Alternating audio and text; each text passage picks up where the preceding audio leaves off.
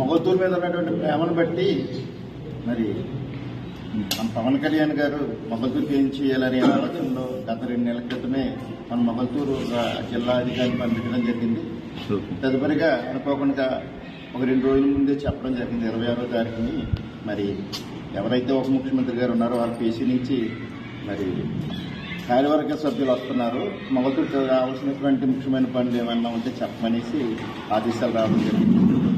మొన్న 28వ తారీఖు జరిగినటువంటి కార్యక్రమం మొత్తం మొగల్తూరి కాదు, మన చుట్టుపక్కల ఉన్నటువంటి మన నియోజకవర్గ స్థాయి కాదు, మొత్తం ఆంధ్రప్రదేశ్ అంతా కూడా మన మొగల్తూరు వైపే చూసింది.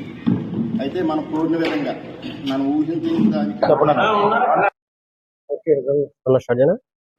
నమస్తే అండి. నా పేరు వాటాల దుర్గరాజ్ అండి.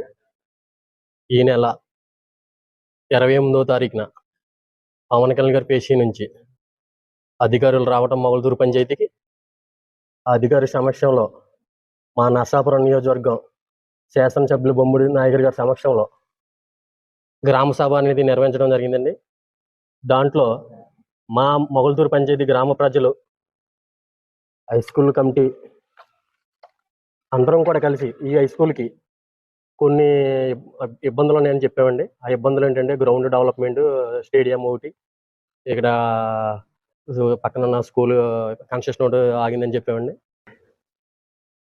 మొగల్తూరు గ్రామ అభివృద్ధిపై ఉప ముఖ్యమంత్రి వర్యులు పవన్ కళ్యాణ్ గారు ఈ నెల 28వ తేదీన తన పేషీ అధికారులను ఇక్కడ పంపించడం జరిగినది.